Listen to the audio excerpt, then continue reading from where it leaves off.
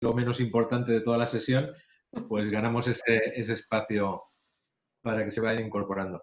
Bueno, los que estáis ya conectados y demás, me presento. Lástima que la cámara, no sé qué está pasando con la cámara, pero no me podéis ver, tampoco os perdéis nada.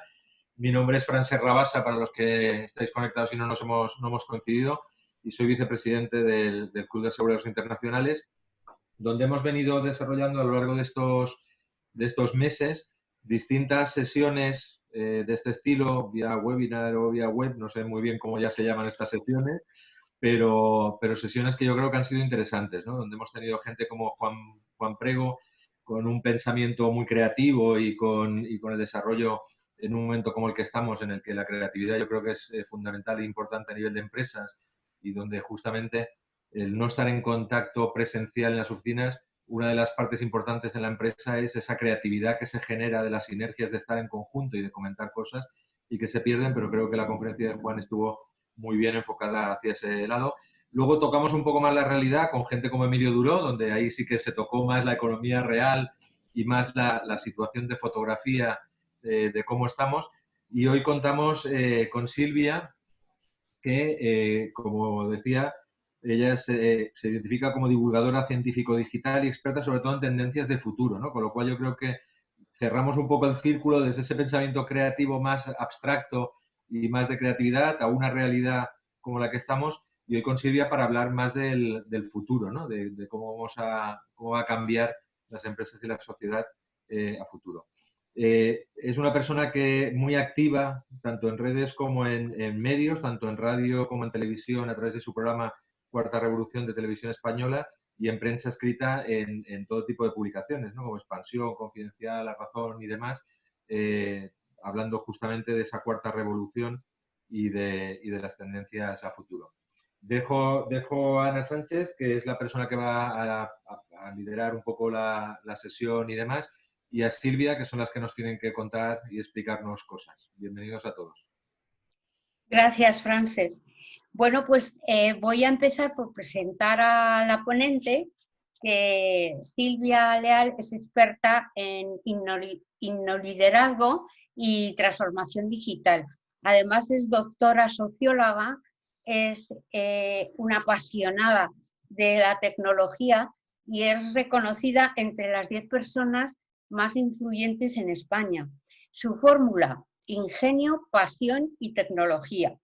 He tenido la suerte de oírla en varios foros y me parece que es muy inspiradora, muy motivadora, y que en los primeros segundos que la oigáis ya ves cómo contagia esa pasión por la tecnología. Silvia es colaboradora, como ha dicho Francesc, de Televisión Española en el programa Emprende. Además dirige un programa en el Instituto de Empresa de TIC y Innovación. Es consultora de la Comisión Europea en Emprendimiento Digital y además colabora con Human Age Institute de Manpower para profundizar sobre los temas de talento.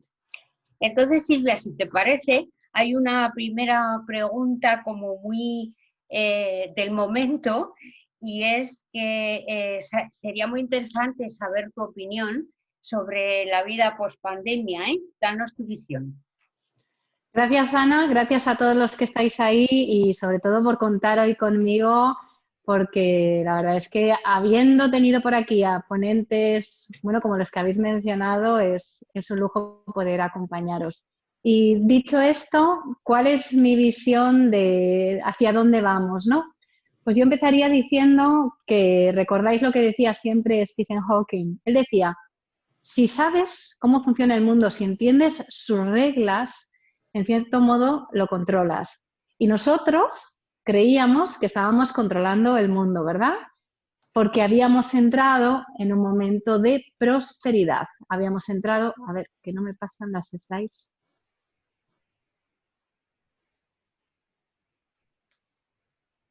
¿Las veis ahora? Sí, sí, sí. Perfecto. Habíamos entrado en un momento de prosperidad. Os recuerdo el crecimiento del PIB del año pasado, estuvimos en un 2%. El desempleo en enero de este año estaba por debajo del 14%. ¿Y qué os puedo contar sobre lo que estaba sucediendo en la sanidad? Teníamos un sistema sanitario del que estábamos muy orgullosos y a nivel global se estaba hablando incluso de la muerte de la muerte. ¿Y qué es lo que ha sucedido en ese momento en el que nosotros pensábamos que teníamos el mundo controlado e incluso, y eso es lo más importante, que lo teníamos dominado? Pues lo que ha pasado es que de repente, sin verlo venir, se nos ha venido el mundo encima y nos hemos encontrado en medio de una pandemia global que ha venido sin avisar, que nos ha cogido de manera completamente inesperada, no estábamos preparados ni teníamos referentes para poder luchar contra ella y esto nos ha llevado a una crisis económica y a una crisis sanitaria que en estos momentos para muchos es sobre todo una crisis social. Ha derivado sobre todo en una crisis social caracterizada por una emoción que puede ser un problema, que es el miedo. Por eso muchos en estos momentos están hablando no de la pandemia del coronavirus, sino de la pandemia del miedo. Una pandemia que además ha venido acompañada de unos miedos que son normales, como por ejemplo el síndrome de la cabaña, que es un miedo normal a salir de casa, a relacionarte con otras personas, a coger un transporte público, miedos normales que en un momento dado se pueden agudizar y convertirse en algo patológico, generando o derivando en problemas como podrían ser, por ejemplo, la agorafobia social, que es un miedo a salir de casa pero extremo, que además puede estar acompañado de una hipocondria derivada del coronavirus, una hipocondria que además está acompañada de un deseo interno de no creerte esas noticias positivas. Son miedos, insisto, que son patológicos, desproporcionados, extremos y que no se corresponden con la realidad, pero que marcan nuestra manera de vivir y de salir de esta. Pero claro, algunos hablan de la pandemia del coronavirus y a mí, en este caso, hablando de la pandemia del coronavirus y del miedo, de lo que me gustaría hablar es de la otra cara de la moneda. Es verdad que trae consigo problemas como estos miedos que hemos puesto ahora encima de la mesa, pero también ha traído algo positivo como el activismo social que estamos viviendo en estos momentos. Ahora más que nunca tenemos corrientes sociales que están pidiendo solidaridad individual y colectiva por parte de las empresas, económica y a todos los niveles. Tenemos también un movimiento muy importante que está pidiendo sostenibilidad a la hora de trabajar y de desarrollar los negocios y también un movimiento muy importante para nuestro país, una corriente de patriotismo industrial que pide que se valore el producto local, que pide que se valore el servicio local y que pide que se valore también el talento local. Por eso, cuando me preguntan, Silvia, ¿cómo ves el futuro y cómo vamos a salir de esta? Y vamos a empezar hablando de los aspectos sociales. Pues a mí me viene a la cabeza una frase de Michelle Obama y ella decía, una cicatriz no es un recuerdo de que te hirieron, es un recuerdo de que sobreviviste. Y nosotros vamos a salir de esta con unas cuantas cicatrices más, experiencias vitales y lecciones aprendidas que nos van a dejar marcados de por vida, pero que, como acabamos de ver, espero y creo que nos harán más fuertes. Muy bien. Yo estoy convencida de que al final serán más las ventajas que las desventajas. En concreto, ¿cómo ha afectado el COVID al proceso de digitalización en el que estábamos inmersos? Dicen que las crisis aceleran los procesos históricos y eso es lo que ha sucedido con la crisis del coronavirus, que se ha acelerado un proceso histórico que es el de la digitalización. Y bueno, las cifras están ahí, todos podemos comprobar qué es lo que ha sucedido estos días. Esta es una noticia relacionada con nuestro país y es que en los días de confinamiento la mayoría de los españoles, una gran mayoría, ha pasado más de 14 horas delante de una pantalla.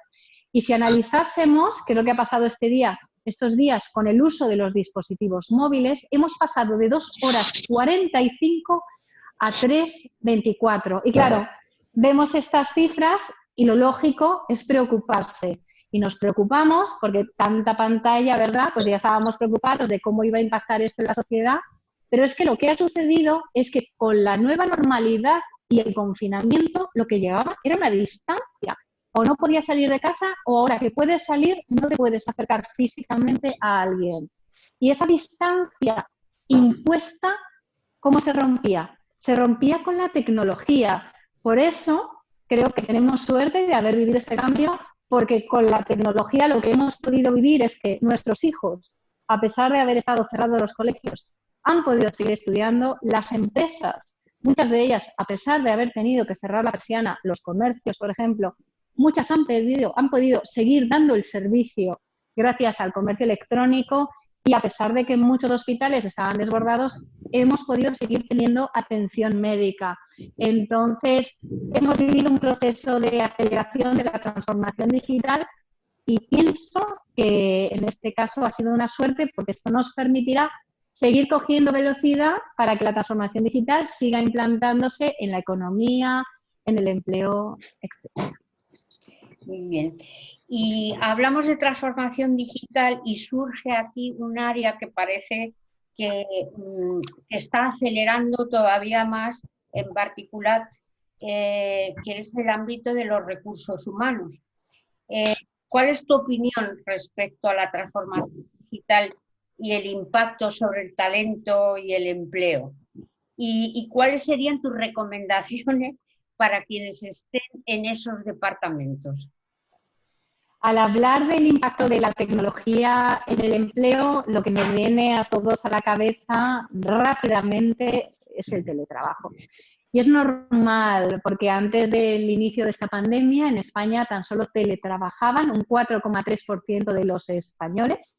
Y si comparamos esas cifras con nuestros colegas, nuestros compañeros europeos, pues nos encontramos con que, por ejemplo, en el caso de Luxemburgo teletrabajaban un 11% de las personas, Finlandia un 13% o Países Bajos un 14%.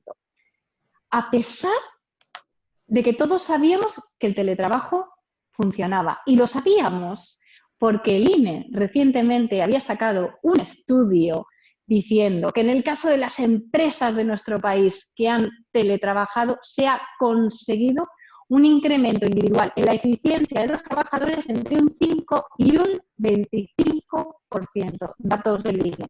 Claro, y si nos vamos a otros países, pues vemos datos globales, por ejemplo, de la Universidad de Stanford, donde decían que el incremento medio global de un empleado teletrabajando en su eficiencia respecto a otra persona está en un 13%, porque dedica más tiempo precisamente a eso, a trabajar, y luego, por otro lado, con un incremento de la eficiencia.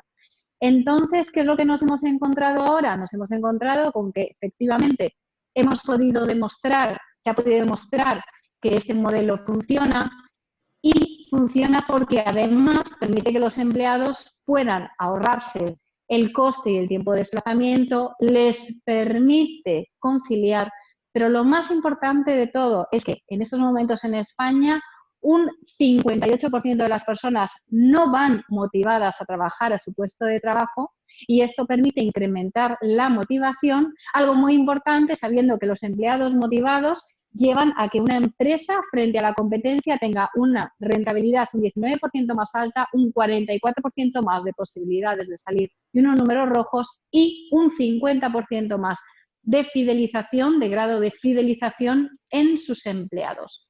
Entonces, dicho esto, ¿el teletrabajo ha llegado para quedarse? Pues sí y no. Tengo que decir que sí y no, porque es verdad que hay cosas que se hacen mejor en casa, pero a lo que vamos realmente es a un modelo mixto.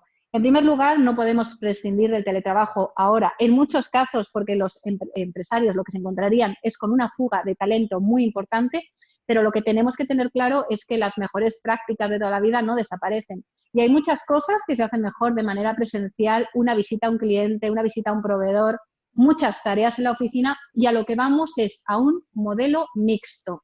Ahora, eso tiene un reto muy importante, porque hablábamos antes de que el teletrabajo no estaba implantado, pero ¿por qué? Pues porque había personas que no estaban acostumbradas a gestionar equipos en remoto y eso era un problema, pero también porque cuando tú tienes el talento en su casa, necesitas tener herramientas que te permitan hacer toda esa gestión completa del ciclo de talento. Por eso llega el teletrabajo y llegan nuevos proyectos para los departamentos de recursos humanos que ahora se van a convertir en una prioridad y que antes no lo eran, porque, por ejemplo, en Big Data, el 76% de las empresas ya consideran que se trata de una herramienta fundamental para la búsqueda de talento, y si analizamos en las empresas según Forbes, la lista de las 2.000 empresas según Forbes más, bueno, en estos momentos con mayor crecimiento a nivel mundial privadas, nos encontramos con que un 70% de ellas ya usan técnicas para la contratación o la motivación como la gamificación. Entonces, llega el teletrabajo, sí, pero con retos, y es necesario una inversión en estos momentos importante en tecnología para poder gestionar bien todo ese ciclo de talento. Efectivamente, porque lo que hemos estado haciendo lo hemos llamado teletrabajo, pero realmente para muchas empresas que todavía no tenían estas herramientas ha sido trabajar en casa, que no es lo mismo, ¿no? Y Silvia, en este nuevo entorno, cambian las competencias, cambian los perfiles de las personas que buscan en las empresas. ¿Ha habido algún impacto en las vacantes? Cuéntanos. Sí, en estos momentos lo que nos encontrábamos, decíamos antes, es la aceleración de la digitalización, y eso va a acentuar un problema que ya teníamos en España, pero que es un problema global. En enero del 2020, en datos de un informe realizado por Manpower, el 54% de los directivos a nivel global declaraban que no encontraban los candidatos que necesitaban con estas competencias tecnológicas. Y si nos fuéramos a los datos de España, nos encontramos con que el 41% de los directivos españoles declaraba exactamente tener ese mismo problema. No encontraban a las personas que necesitaban. Algo muy grave, teniendo en cuenta que además el paro estaba por encima del 13% en enero en nuestro país. Y claro, tener por un lado muchas vacantes y por otro lado muchas personas que lo buscan, que están buscando ese empleo y no lo encuentran, es algo que requiere de una solución rápida. Un desajuste que además durante los últimos años se estaba incrementando, porque hablábamos de un 41%, pero el año pasado era de un 24%. ¿Y qué sucede ahora? Que las empresas se digitalizan y vemos noticias recientes como esta. Santander contratará 3.000 profesionales tecnológicos para acelerar su transformación. Es decir, si ya había pocos profesionales, ahora el problema todavía se va a agravar más. Por eso quiero contar la historia de Miriam. Miriam es esta persona que vemos aquí conmigo en la foto, a quien conocí en abril del año pasado en un evento en Tres Cantos. Miriam es madre de 4 hijos, ha estudiado turismo y estuvo 7 años, hasta ese día, dedicada en exclusiva a cuidarles. Y ese día, después de mi conferencia, decidió que quería ser programadora, pero había estudiado turismo y además no tenía muchos recursos para poder estudiar, de manera que quería ser programadora con cursos gratuitos. Yo le animé a hacerlo y en julio volvimos a hablar. Ya se había formado con unos cursos gratuitos de Telefónica y estaba preparada para buscar su primer empleo. En septiembre volvimos a hablar. Había encontrado su primer empleo como programadora en Madrid, había rechazado una oferta y un proceso en el que había quedado finalista. Hoy Miriam, 1 año y 2 meses después, se está especializando en inteligencia artificial. ¿Por qué cuento esto? Porque es verdad que tenemos un problema de desajuste profesional, pero también es verdad que tenemos que tener en cuenta que se puede resolver, y por eso son tan importantes las acciones de formación e información por parte de los gobiernos, los medios de comunicación y las empresas. Miriam Barajas, para quien quiera profundizar en su historia. Gracias, Silvia. Es verdad que la clave está en ese reciclaje, ¿no? Hablando de tecnología, robots, inteligencia artificial, ¿qué hay de cierto en esa imagen un poco catastrofista de los robots, de que nos vienen a sustituir o a destruir empleo? Sí, esta es una preocupación lógica porque los robots cada vez son más inteligentes y hacen cosas que hasta hace poco tiempo considerábamos tan solo humanas, propias por ser ejecutadas por los humanos. Pero ¿cuáles son? De nuevo las estadísticas. Se espera que en una década el 45% de las tareas industriales sean ejecutadas por robots. En estos momentos están las tareas en torno a un 10% en este nivel de ejecución. Y claro, eso llevaba a que la OCDE afirmase que en el año 2030 el 80% de los empleos que hoy conocemos, de la tipología de puestos de trabajo, pudieran desaparecer, el 80%. Claro, dicho esto, es lógico que entren las preocupaciones y los miedos, pero es que la otra realidad es que la OCDE decía también que para el 2030 el 85% de los empleos que tendremos todavía no existen. ¿Por qué? Porque hay un momento, ahora, lo que tenemos es una reubicación de tareas, y tareas que antes hacían los humanos, ahora las hacen los robots, y surgen nuevas tareas que vamos haciendo nosotros. Y esto no es nuevo. Hoy tan solo se conservan un 1% de los empleos que había hace un siglo, y hablando de la generación y la destrucción de empleo, el Fondo Monetario Internacional esperaba que para el año 2022 la robotización hubiera destruido 75 millones de empleos, pero generado 133 millones de puestos de trabajo nuevos. ¿Por qué? Porque lo que hay es una destrucción que viene acompañada de un momento de creación de nuevos puestos de trabajo. No es nuevo en absoluto, llevamos viviéndolo ya muchos años, pero tenemos que entender que como no sabemos cómo se van a llamar esos puestos de trabajo, lo que sí que tenemos que hacer es centrarnos en las competencias, porque el nombre es lo de menos. Habrá médicos que harán las tareas de otra manera, por ejemplo, operarán con cirujanos robóticos, Da Vinci, y se llamarán de una determinada manera, profesores que enseñan con inteligencia artificial de otra manera, pero tenemos claro, aunque no conocemos cuáles son los nombres de esas profesiones, que las competencias que se van a demandar son esas competencias que ponía en la lista el World Economic Forum, que eran las competencias que nos diferencian de las máquinas y que harán que cuanto más humanos seamos, más difíciles de sustituir, y por eso tenemos que apostar por formarnos en ellas, porque no es cierto que el futuro sea tan incierto y que no sepamos a dónde va el mercado laboral que va. Bien,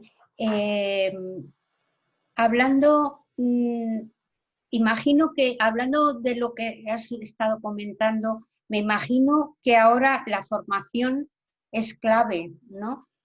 ¿Cuál es la importancia de la formación y si ha cambiado de alguna forma la percepción de la formación online después de este periodo que hemos pasado? Sí, el World Economic Forum anunciaba hace unos meses que para mantener la empleabilidad frente a tanto cambio, y ahora más cambio todavía, cada persona va a necesitar una media de 101 jornadas de formación, y decían que de esto no se escapa ningún nivel de la organización. Y entonces aquí quiero recordar a José Antonio Marina. Esta es una imagen de mi serie de televisión, La Cuarta Revolución, donde me dijo: Silvia, entramos en la era del aprendizaje. ¿Aprendes o te vas a la cuneta? Y es lógico, porque hay muchos cambios y nos tenemos que preparar para aprovecharlos al máximo. Pero esto no lo debemos de vivir como un castigo que nos ha tocado vivir a nosotros en estos cambios. Es que lo que tenemos que hacer es que tener claro que este aprendizaje nos va a permitir realizarnos personal y profesionalmente, y que quizás además nos estén haciendo un gran favor obligándonos a formarnos muchas veces cuando nos apetece, porque quiero recordar la historia de Ramón y Cajal.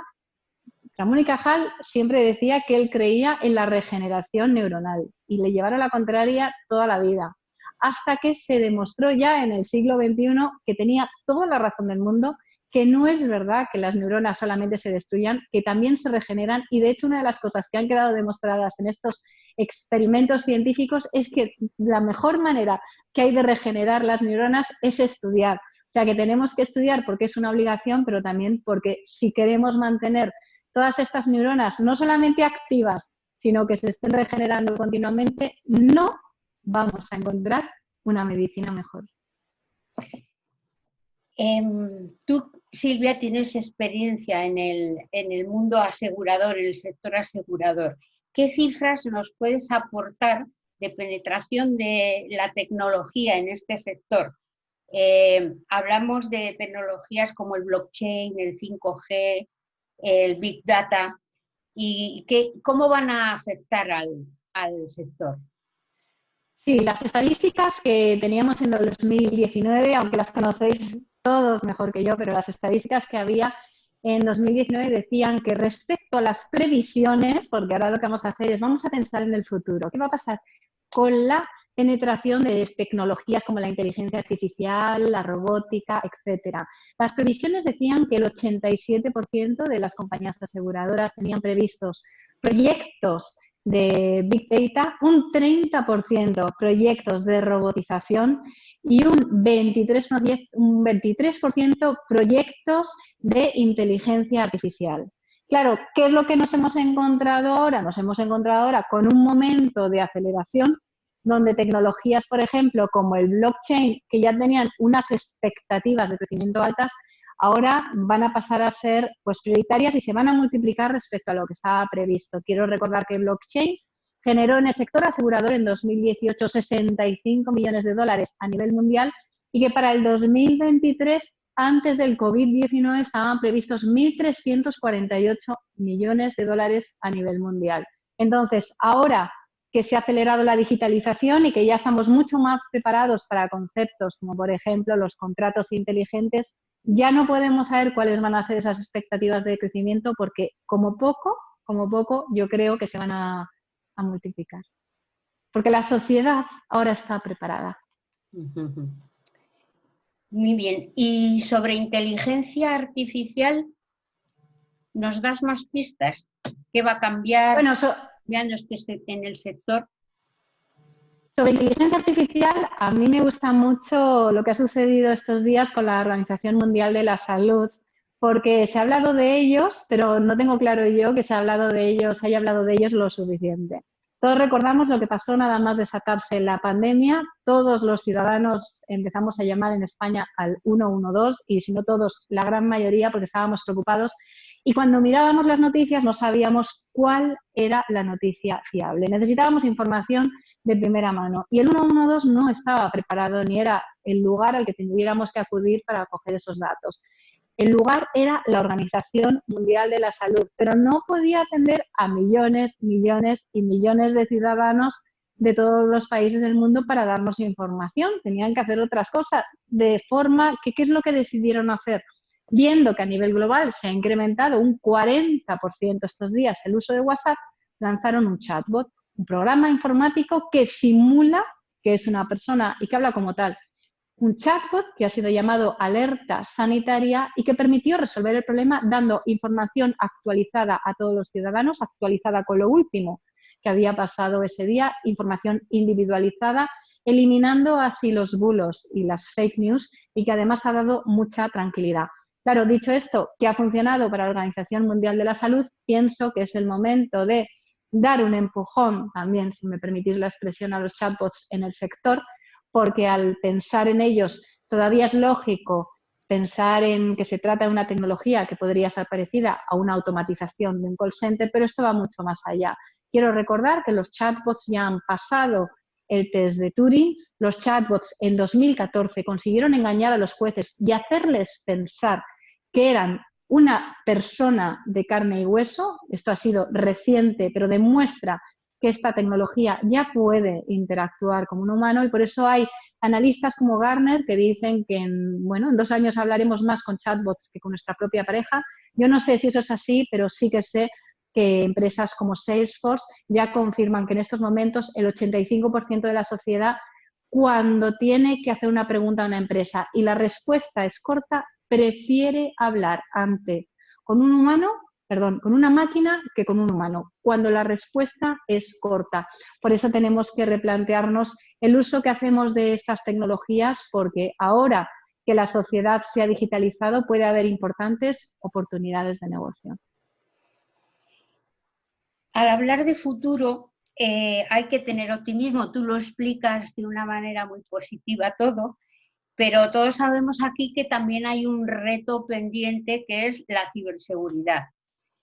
¿Ha cambiado con el COVID o sigue estando ahí? La ciberseguridad ya era un problema serio para nuestro país antes de la llegada del COVID, lo que pasa es que ahora se acentúa. Ya era un problema muy serio, de hecho estaba considerado en algunos foros como problema de Estado, y el último año se incrementaron los incidentes de ciberseguridad un 43%. Pero claro, ahora vienen 2 elementos que van a poner encima de la mesa nuevos problemas. En primer lugar, el trabajo remoto, el teletrabajo. Todos sabemos que cuando una persona está en su casa, claro, las medidas de seguridad no son tan potentes como cuando está en la oficina y hay nuevas puertas a los hackers. Y esto es un reto para el teletrabajo. Pero luego también está el 5G. El 5G se espera que para Europa traiga 2,3 millones de puestos de trabajo y una riqueza de 140.000 millones de euros que no podemos dejar escapar. Y entonces lo que tenemos que tener muy claro es que viene con nuevos retos de ciberseguridad, nuevos retos de seguridad, pero el crecimiento de la zona y la prosperidad no pueden permitir que esto se pare. Y es verdad que vienen retos con mucha gravedad. Quiero poner encima de la mesa el de Dick Cheney, que fue expresidente de los Estados Unidos, ex vicepresidente de los Estados Unidos, que solicitó que por favor a los médicos le desconectasen el marcapasos porque tenía miedo ya hace unos cuantos años de que se lo hackearan, pero estamos viendo el 5G, la ciberseguridad, vienen con nuevos retos, ambos, es verdad, pero detrás está el progreso, la digitalización. La OCDE decía que con un 10% más de digitalización nuestro país incrementaría el 3,2% el PIB y lo que tenemos que hacer es protegernos y poner las medidas para minimizar el problema. Muy bien. Y por cierto, ¿qué nos dirías a los senior que estamos inmersos en estos cambios? Pues a los seniors yo lo que les diría es que tenemos que dejar de un lado todos esos prejuicios que nos hacen pensar que la tecnología no es para nosotros. Y quiero hablar de los resultados de mi tesis doctoral, que la hice en sociología y estudié las diferencias de comportamiento entre hombres y mujeres en función a la edad con la tecnología. Y además esto es de sentido común. Las personas más creativas con la tecnología, y sin la tecnología también, pero vamos a hablar de tecnología, son las personas más jóvenes. Pero las personas más innovadoras con la tecnología, las que son capaces de poner encima de la mesa nuevos productos, nuevos servicios, nuevos modelos de negocio con la tecnología, no son las personas jóvenes. Porque para que tú tengas algo que funcione en el mercado, tienes que tener mucha experiencia. Y los que tienen estas grandes ideas son las personas más senior. Entonces, mi recomendación es que caigamos en eso que nos decía siempre Einstein, ¿no? Einstein decía, tenemos que tener presente que la mejor forma de influir sobre las personas no es pedirles que hagan las cosas. Esto es un error. Lo que tenemos que hacer es predicar con el ejemplo. Y ahí llega el momento de tener claro que las personas más senior son las que son capaces de poner encima de la mesa estas innovaciones capaces de hacer que la empresa prospere, que la economía crezca, y tenemos que cambiar el chip porque los datos están ahí y además es que es evidente. Si quiero que una innovación tecnológica funcione, me hace falta mucho más que conocer la tecnología, y si elimino esos prejuicios, pues creceré personal, profesionalmente, y mi empresa también. Qué esperanzador.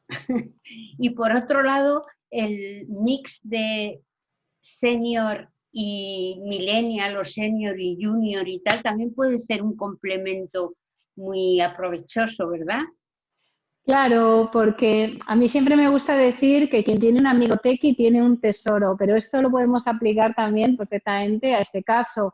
Si tú como empresario, como directivo, como profesional, entiendes tu negocio, entiendes la tecnología y sabes lo que la tecnología puede hacer por ti, si tienes cerca a alguien pues, más joven quizás, o una persona muy tequi que te ayude a que eso se haga realidad, a aterrizar el concepto, tienes un tesoro que tienes que cuidar. Muy bien. Silvia, dicen que hay luz al final del túnel. ¿Qué recomendaciones nos darías el resto de este viaje post-COVID? ¿Qué nos queda?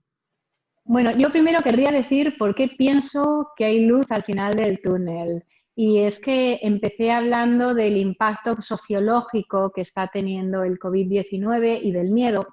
Pero es que este no es el único impacto que estamos teniendo ahora mismo y desde luego no debe de ser lo que acaparen todas estas noticias negativas los medios de comunicación, por mucho que vendan, porque ¿qué más estamos leyendo estos días en la prensa? Estamos viendo que 8 de cada 10 empresarios prevén haber recuperado la actividad antes de que pasen 12 meses. Estamos leyendo también que vamos a tener este año la mayor caída del PIB de Europa.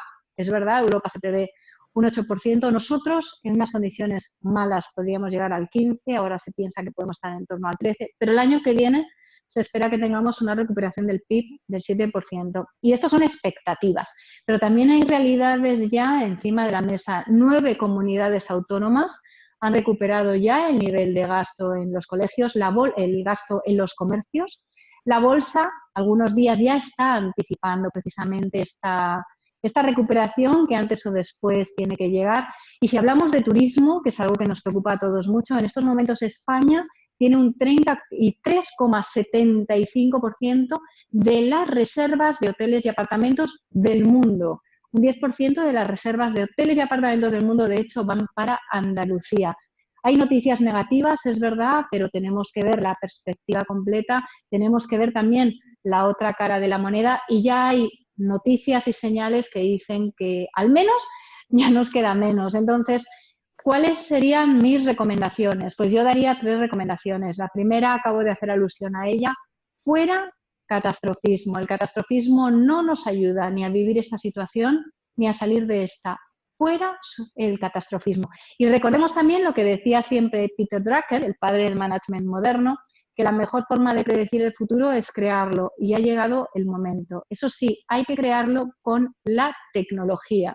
Por eso tenemos que también tener un cambio de chip, ¿no? Que nos deje claro que lo que tenemos por delante no solamente es un desafío, que lo es, también es una oportunidad, porque si nos subimos a este proceso de digitalización y estamos a tiempo de hacerlo, el crecimiento puede venir rápido. Y esto es darwinismo puro.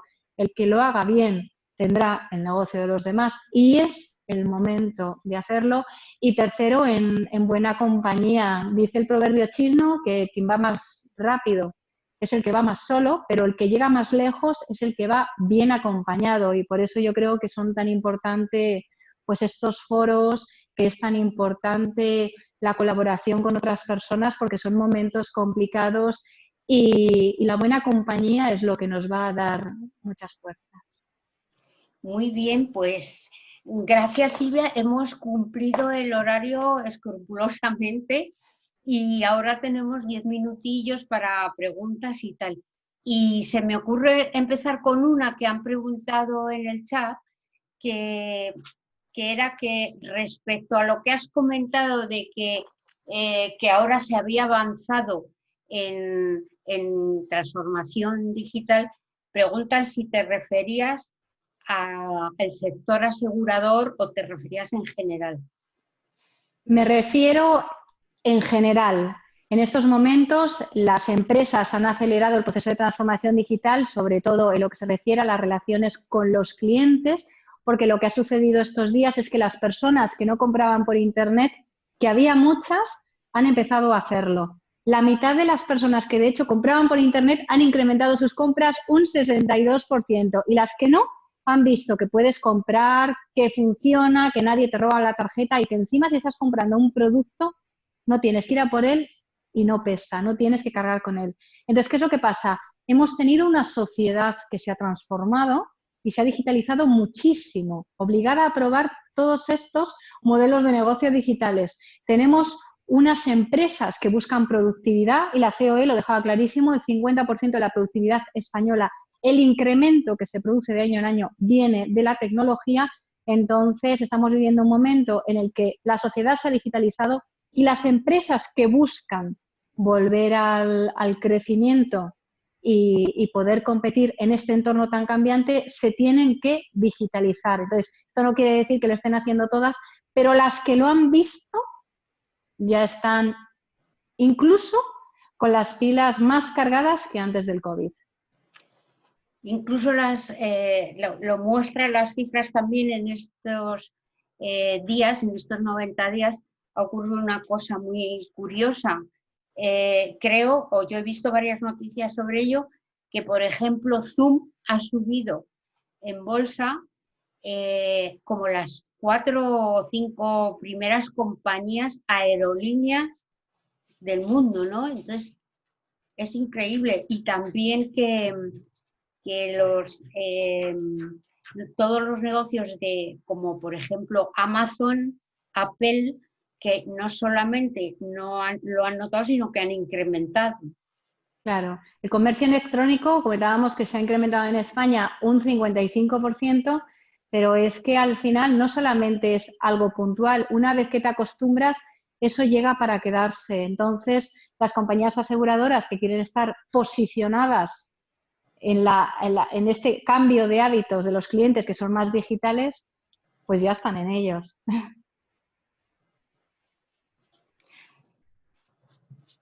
Creo que hay otra pregunta que dicen exactamente qué es digitalizarse. Esta pregunta me encanta, porque ¿qué es digitalizarse y qué es la transformación digital?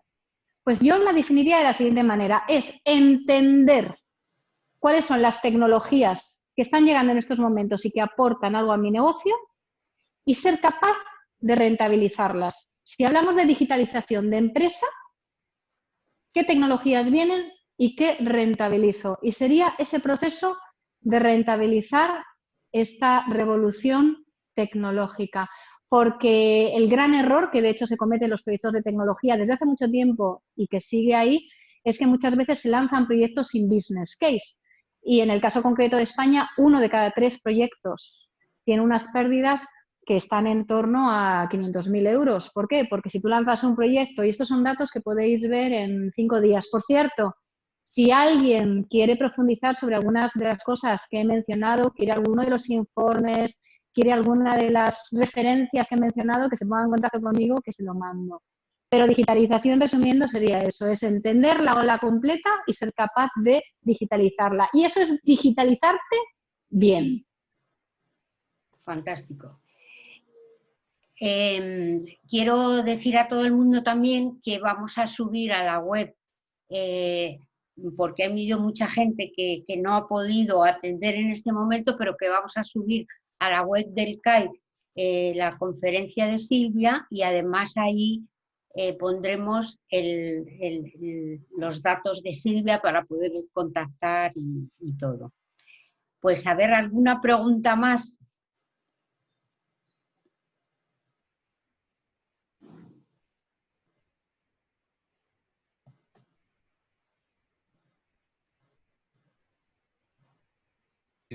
Hola. Sí, soy Francesc.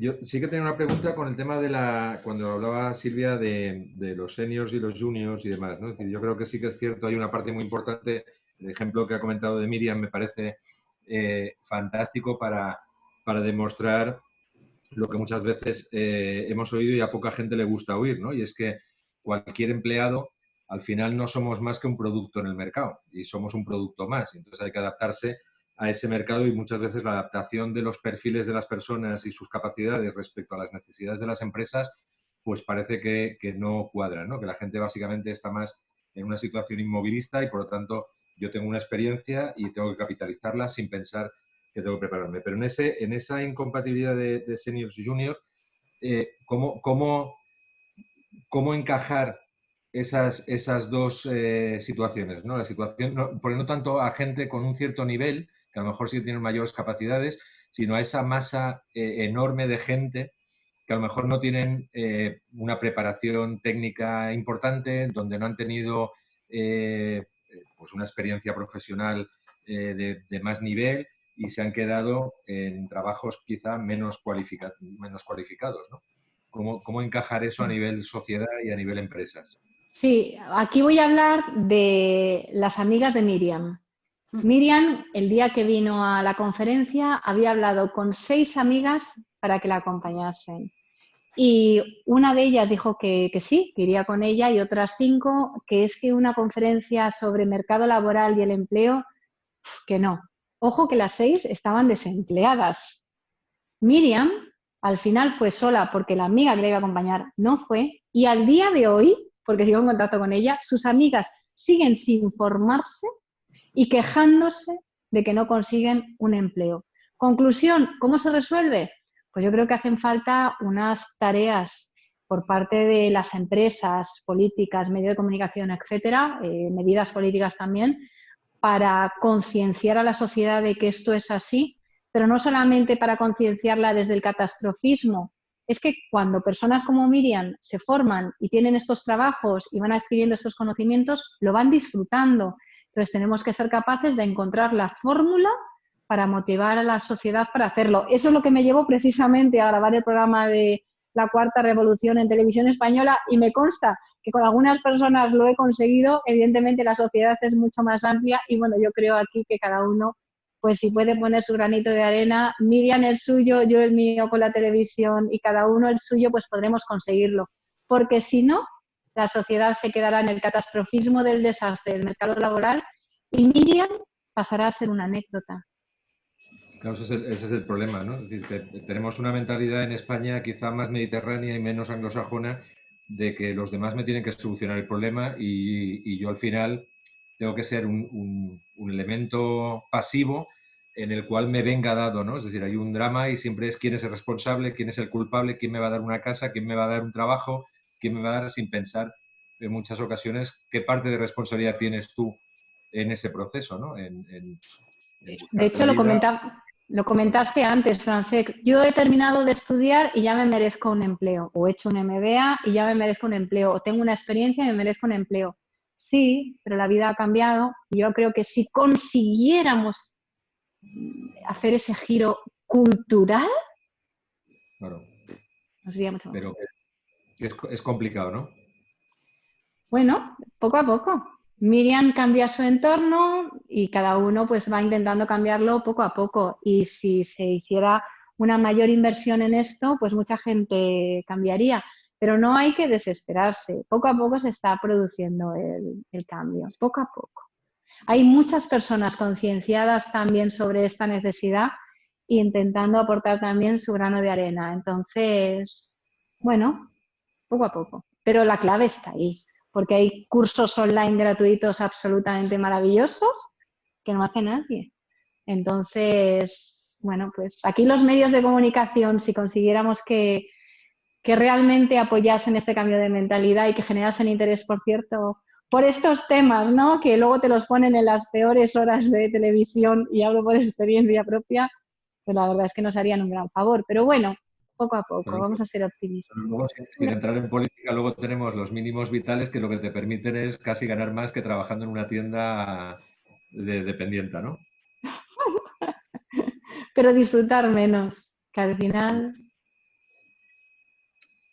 Silvia, hay una pregunta que va un poco por lo que estabais comentando, que preguntan sobre qué opinas de la cultura general y qué sectores tienen más esta cultura digital, en tu opinión. En España, y esto de nuevo hago alusión a mi tesis doctoral, lo bauticé como el síndrome del pero si hasta ahora funcionaba. En España nos pasa mucho esto, ¿no? Todos lo sabemos, pero hay otra cosa que a mí me preocupa todavía más, y es que hemos hecho muy español ese refrán inglés que dice que la hierba siempre está más verde en el otro lado de la valla, en la casa de tu vecino, ¿no? Entonces, yo creo que si en España nos terminamos de creer que realmente aquí tenemos el talento y que tenemos unas oportunidades por delante espectaculares, que las tenemos, y ajustamos un poquito la cultura para que poco a poco vayamos innovando, yo creo que nos irá mucho mejor en todos los sectores. Ahora, dicho esto, ¿cuáles están más digitalizados?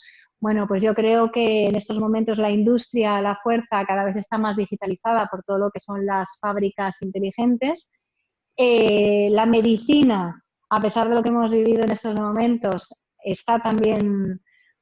Hay avances muy importantes. Estuve rodando por todo el mundo y he visto cosas en España que no he visto en otros sitios. Entonces, yo también creo que la medicina, comparativamente con otros países, está más digitalizada. Y luego, bueno, pues si fuéramos sector por sector, yo creo que el sector asegurador, por lo que hemos visto, ya está experimentando con blockchain, ¿no? ¿Cuántos sectores hay experimentando con blockchain? Pues no tantos, ¿no? Entonces, el sector bancario cada vez más. Entonces, bueno, yo quiero ser optimista y pensar que poco a poco cada vez nos vamos digitalizando más y que ahora con esto que hemos vivido y hemos podido demostrar que esto de la digitalización funciona y que las estadísticas están ahí, que lo que trae es crecimiento, pues bueno, acabaremos digitalizándolo todo. Y ojalá lo que más, la educación, que ahí han tenido un modelo los colegios de educación a distancia, que no es el modelo de digitalización en el que tenemos que trabajar con herramientas que hagan que los chavales puedan tener una formación individualizada y más eficaz, y eso es con el uso de herramientas como la inteligencia artificial o la gamificación, pero bueno, poco a poco se van digitalizando todos. Silvia, me gustaría conocer tu opinión respecto a lo siguiente. Primero te voy a hacer dos reflexiones. Una de ellas, hace no demasiado tiempo, soy sexagenario. Hace no demasiado tiempo estaba trabajando con unos chavales y uno vino a decirme que es que el mundo digital ahora es muy diferente. Yo le dije que sí, claro, que me he dado cuenta de ello, que a mí hace 25 o 30 años me hibernaron, me metieron en una cápsula de congelación y me han descongelado hace 15 días. Por lo tanto, yo no he vivido nada de la transformación digital. Estaba en un frigorífico, pero como le devolvieron 2 recibos de la compañía eléctrica, cortaron el servicio y me descongelé de golpe. Y ahora te lo voy a hilar todo. Y en segundo lugar, una cosa que a mí me da la sensación es, a finales del siglo XIX se podía perfectamente vivir del apellido. Tú tenías un apellido con preposiciones en medio, esto traía asociadas fincas, por lo tanto, con ese apellido y las fincas y los patrimonios lo tenías resuelto. Luego, a mediados del siglo XX, se podía vivir del título. Salías de la universidad con un título que, por cierto, en aquel entonces tenían una sola palabra, eras abogado, médico, ingeniero o arquitecto. Ahora eres técnico psicosocial de mediación intermedial. O sea, unas cosas un poco extrañas. Pero bueno, tú colgabas el título en la puerta y te llovían los clientes. A finales del siglo XX empezó a pasar una cosa muy complicada. Y es que ya lo del título estaba bien, lo del apellido a veces mola, pero había que vivir del cliente. Y el que no asumía que había que ir a buscar clientes, ya el tema empezaba a tenerlo difícil. Y ahora estamos en una situación en la que hay que generar un binomio producto-cliente, en el que, como bien has dicho, puedes tener los títulos que quieras, pero si lo único que has hecho ha sido estudiarte el Código Civil, el Código de Comercio y la Constitución, aparte de para opositar, no vales para otra cosa. Ahora nos convertimos en un producto que tiene que tener competencias alineadas con un cliente que está en transformación permanente. Claro, cuando yo me acerco al mundo de la educación, veo que aquí se discute si enseñamos o no en catalán, si enseñamos o no religión, pero al final, para lo que estamos preparando los chavales es para opositar. Y una gran parte de los procesos de formación que deberían estar orientados a mantener, y estoy diciendo no a crear, sino a mantener vigentes profesionales, siguen siendo un yo te largo conocimientos y ahí te las apañes. Lo de las competencias queda lejos. Mi pregunta es, ¿qué visión tienes tú respecto a si realmente cualquier proceso educativo, desde la escuela primaria hasta la formación continua de la SEPE, realmente tiene algo que ver con la transformación que estamos viviendo? ¿O seguiremos existiendo los descongelados, ¿no? Porque a este respecto yo soy un descongelado, por lo visto. Sí, a ver, el sistema educativo, confieso que también es una preocupación para mí, y añadiré algo que no has mencionado, que seguro que tienes en la mente, y es las matemáticas.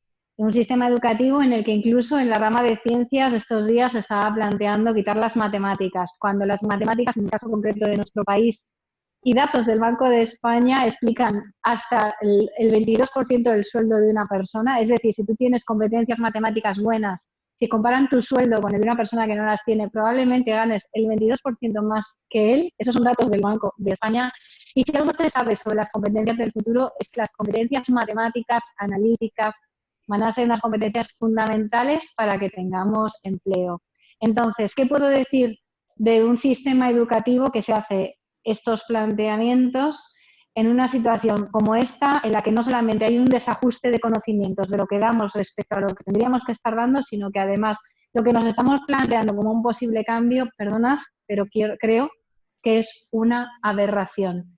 Creo que el hecho de tener una educación tan politizada es un problema que lo están pagando los chavales, y al día de hoy no puedo entender que alguien piense que se puede resolver el problema de la educación comprando X mil ordenadores, porque yo que soy madre y he tenido a mis 2 hijos de casa estos días, mis hijos han estado conectados en remoto y eso, aunque ha minimizado el problema, no es la solución. Y no es la solución porque lo que hay que hacer no es comprar ordenadores, lo que hay que hacer es comprar ordenadores y tecnología que permite dotar de eficiencia al proceso. Y hablamos de la inteligencia artificial, hablamos de la gamificación, hablamos de tantas tecnologías que pueden hacer que los chavales estudien mucho mejor, que creo que, sinceramente, bueno, pues ahí tenemos un problema que tenemos que resolver entre todos, porque ya hemos visto cuáles son las competencias y en otros países sí que se está formando a los niños así. No es un problema de todos y nosotros no les podemos hacer esto a nuestros hijos. Muchas gracias.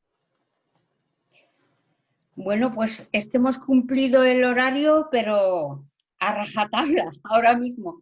Ya son las 7. Si hay alguna pregunta más, y si no, Silvia, agradecerte lo que nos has inspirado, lo que nos has enseñado, agradecerte, que sé que tienes una agenda colapsadísima, el que hayas pasado un ratito con nosotros, y a todos vosotros por asistir. ¿Alguna pregunta más? No. Venga, finalizamos y gracias a todos. Muchísimas gracias a todos y espero que hasta pronto en uno presencial. Eso, que a mí me sigue gustando más. Exactamente. Exacto. Muchas gracias. Hay que mezclarlo, esa es la clave. Chao. Gracias. Hasta luego. Chao.